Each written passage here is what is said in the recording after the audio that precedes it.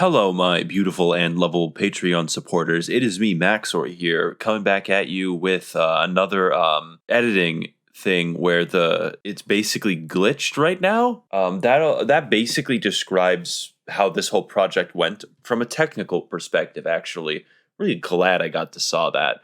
Basically, it's not a problem with my computer. It's not a problem with me necessarily. I have finally surpassed the milestone of creating a project which uses so much that Adobe itself as a program is no longer really able to process it efficiently. What do I mean by this? Well, there's so much shit, particularly gradient wipes, color correction, and other miscellaneous motion things, along with potentially gigabytes of footage and images and random assets and music, all being filtered at the same time, that the program simply stopped working eventually. This was like, a technical problem for me. It was a technical challenge. I am going to display to you what that feels like. Let's say we wanted to move this image, from here to here. Sure, let's do that. I'm going to click and drag the image. That's how fucking slow it is. God help you if you want to be even slightly precise while attempting to manipulate the slideshow to be how you want. This is not usable. So what do? Well, it's quite simple. What you actually do is you copy the entire project and delete everything in the copy. So let's go to the copy. The copy is the last 2 minutes and 30 seconds of the video, and this one behaves much more efficiently. So let's try to move Mr. Ratatouille from one spot to another here. Oh look, it's a little slower, but it's way more responsive because I changed the project into two different things. That is what this massive green block is. This huge green block is just the last 2 minutes and 30 seconds imported into this project. The last funny technical woe that I want to show you is that every 30 minutes the program would crash. And it would give you basically different lumetri color errors, because Adobe's scary when you try to color correct with it. It shits itself very often when you color correct in Adobe. So if you really do have a project that is this long, this complicated, if you're ever in this unfortunate situation, feel free to just split your project into another one as soon as it slows down and just combine them all later. Like an insane person. Now, I know people look at projects like this and they look at the timeline and they go, oh, well, Max is clearly a very smart person who very deliberately thinks about everything that he's doing. I have to get 45 seconds of this done every single day, pretty much. Sometimes I might give myself a weekend, but I don't necessarily have time for rigid calculations of everything. So one way this manifests is that a lot of the times in this project, you'll see clips transition to one another. In this case, the clip will cut, just cut to a different clip like normal. And other times, it will zoom like that. Now, how do you decide between these different transitions, Max? How do you think I'm going to zoom here? I'm going to fade the color here. There are a few things. Sometimes you will do something because it matters. So for instance, when it comes to transitioning away from explosions, you typically use the wipe because you're able to sort of make it feel very smooth. But I'm going to let you in on a secret here. There's not a good reason why I do certain transitions over others at any given time. I do them mostly randomly. I say this a lot, but if I edited the same thing on a different day, it would be completely different looking. And I stand by that completely.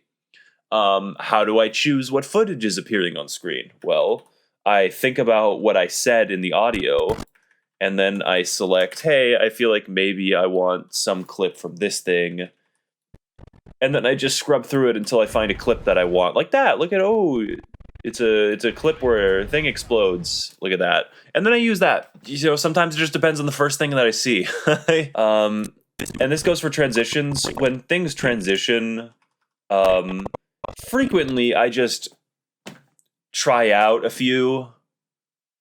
Sometimes I don't.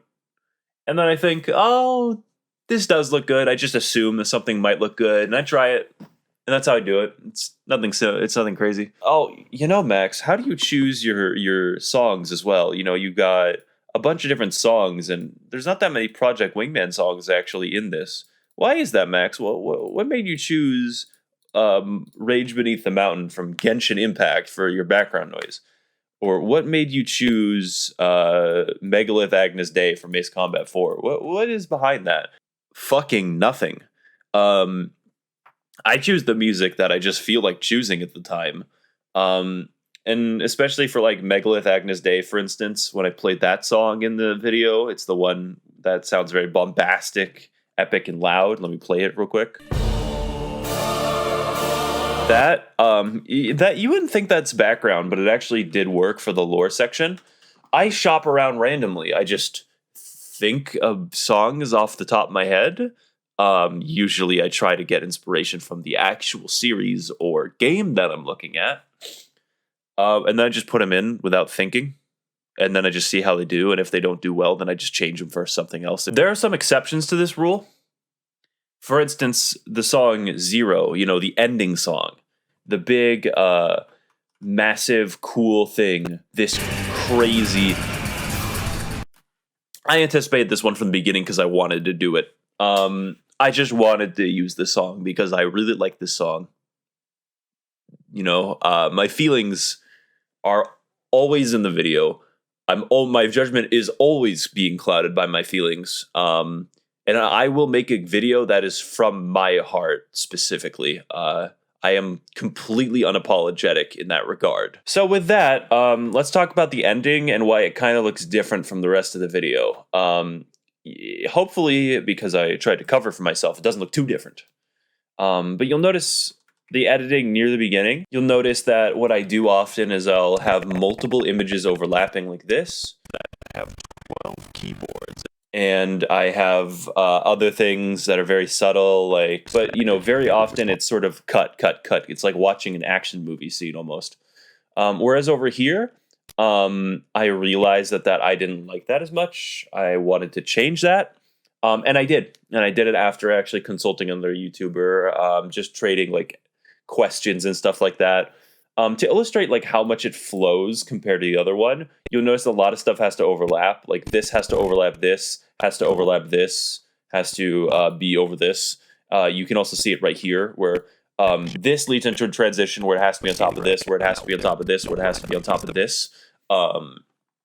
There's a lot of flowing in this one. Also, whenever I bring up images, for instance, these images, instead of bringing up 3 large images that will end up overlapping each other, I instead bring in 3 images which sit on the screen all at the same time, maybe color correct them a bit, fuck with their lighting effects, just, you know, for style points. And they all sit on the same thing, so you kind of get a look at them and it doesn't hurt your eyes. The whole point of this being that you want the video to feel fast, but also to flow together, so it's just an easier watching experience. It's just better for the viewer overall. I realized this a bit of the way through. People say they like the editing for, you know, blah, blah, blah, blah, blah, but I understand and I'm not willing to compromise on the fact that I believe that my editing can be just as fast, but also just feel better for more people. So I decided to noticeably improve my editing near the end of the video, and it took more time. Whatever. You know, I'll get used to it. I get used to everything and I change. I also fundamentally changed how I brought images into the screen. So, for instance, here often I would just bring them up and they maybe would stay the same, or maybe they would have certain adjustments like that. They would just pop in. And that was very common. I did that a lot. For this, I decided to specifically change it by having everything drag in, and specifically drag it in with a certain style. I borrowed this from Jimothy Ross because we were talking about editing things, and I decided that this was better than what I was doing. So let's get into exactly how I do it. There's 4 keyframes. It takes longer, basically, because it looks better. It takes longer. How about we try to replicate this just on a blank template here? Let's try to bring in this meme here, and I'll walk you through the process of how I shuffle the meme onto screen. Okay, first of all, you have to think, am I in 60 FPS or am I in 30 FPS? If you're in 30 FPS, you want it to be at this position within 4 frames. If you're in 60 FPS, you want it to appear in that position within 8 frames. So now we have it at this position, and while we have this, we need to make sure the spatial interpolation is linear so that it doesn't shuffle around. And temporal interpolation for this, I prefer to have it on ease in. So now that we have it where we want it, we have the settings that we want, you have to move it like to where it'll start. So it'll do this. That's cool. It's it accomplishes most of the motion like here. I like adjusting it a little bit. For most people, this is fine, but I might adjust it so that a few frames back, it'll actually move farther up, just so that it feels faster. And also that it slows down more quickly. And then just for like style points, I'll go all the way to the very end, and I'll adjust it very, very slightly so that it goes a little up over the course of its life. So it'll look like this. Oh. And it feels like it has constant motion. It feels like that motion is smooth. It feels like that motion is natural. Like it's not like robotic. And it's a really, really good way of making images like come onto the screen. And I'm going to do it more in the future. I'm going to give you like the little overview of the project here, which is this. This is by far my most complex, most insane project. And you can probably tell, you know, down here on this level, it doesn't look crazy. It's a bunch of things slotting into each other, images being brought up. It's the sound, the narration, the sound of the game. You know, in some cases, I might bring up several images, like the text, the yuck is a man, and the keyboard below, things like that. But I want to specifically highlight what's very hard to edit. So in the lore section of the video, when I begin talking about the lore, I can't necessarily use the game for all the lore, because in Project Wingman, you're just told like the lore. You're not shown cutscenes that I can show, like in Genshin. You don't have cutscenes where you talk to somebody, like in Control. So in this case, and in most of my lore sections, which I love doing, but they're hard, I make the visuals myself. And I steal from various locations, but for the most part, I am creating the visualization. Example, I use Shrek. I use the beginning of Shrek. I don't know where I got this idea, but you can use anything. When I have copyrighted material in the video, and I know it's in short, so like it's kind of short, so I'd get away with it, but I apply a horizontal flip. This is not what Shrek's intro looks like. Shrek's intro looks like that. This is the Shrek's intro in my video. And then we actually paste together stuff. Like these two clips are actually kind of different. I just make them look blended. And you'll notice throughout this that I'm not showing too much game footage. When I can show game footage, I will. When I think it's good, I will show it because it's significantly easier. You have to think that for this to happen, I had to download this. I had to specifically find and download this image of a Wyoming mountain. Maybe it's in Wyoming. I don't know. But for now, it's a Wyoming mountain. Then I had to go into Google Earth. I had to film myself in Google Earth, zooming in on a location. Then I had to fade in a different image of the world map. Then I fade in this image of a park ranger. Again, I got it from Google Images. And this is different from what other people do. A lot of people talk about things, but they might show gameplay so you have something to look at. I am not this way.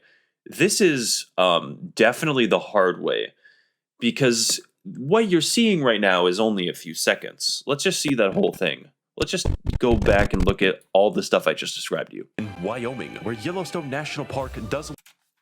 That's it. Lore is hard, but I think they give my videos specifically more charm, more of something to look at than somebody else's. And that's why I do it. The fact that I got this done, 45 seconds of footage every day was my plan. So let's put that into perspective. 45 seconds is like starting here and editing up to here. This entire highlighted section right here is 45 seconds. This is a nested sequence, so it's even more things. It's a nested sequence of nested sequences, actually. So if you go into the nested sequence inside this nested sequence, you'll get a normal sequence. And this normal sequence will just have like a bunch of copy-pasted screaming. And then this is the sped up and copied version of that. And this nested sequence here is the sped up and copied version of that several times over. How much does this take? If you want to know, it's like about 6 hours. As always, this is like pretty much what the full timeline looks like, zoomed out, not including the end. It's dense, but it's, you know, I think I do a better job. My plan is to keep them fast, keep them flowing better, and do better than even my previous conclusion for the next video. If you want to like get a perspective of this, I never really thought I'd be here, especially if you look at the timeline right now. I never thought I'd be here. Let's look at old footage of mine. Let's look at something old. If you watch my AC7 video and you just look at the editing in like a random part of the video, Phobic valleys only peaking above the clouds to quickly take out radar bases before a satellite launches a guided missile at you. I'm serious, hell. Once you're finished with that, that's, you know, the pace that most people are used to when they watch YouTubers. This is significant, at least for me, improvement, although that's subjective, I suppose. But you can tell that technically I've become better. Also, you can tell that I'm better at speaking. I'm better at narrating. I don't want to earn more dollars with back to school merch. And that AC7 video that I posted is only 11 months old. So over the course of a year, I feel like I've gotten better and better and better. Within a year, like just 1 year, I think I will be in a place where I didn't think would be possible to be. At this point, my technical skill is good enough. I think my narrating is good enough. Now I have to work on pacing. I have to work on being consistent. I have to work on getting my videos out as fast as I can. And making sure that they're up to the quality standard, improving my writing somewhat, I think is the next goal as well. I hope you sort of understand the mindset better, coming in, looking into my videos in this way. Oh yeah, and for the speedrun portion of the video, I did actually build, like I downloaded the software specifically for speedrunners and created my own custom template for this video.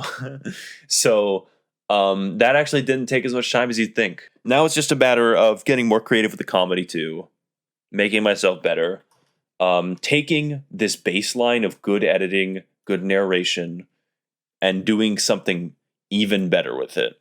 So I hope you can look forward to that. I'm committed to improving.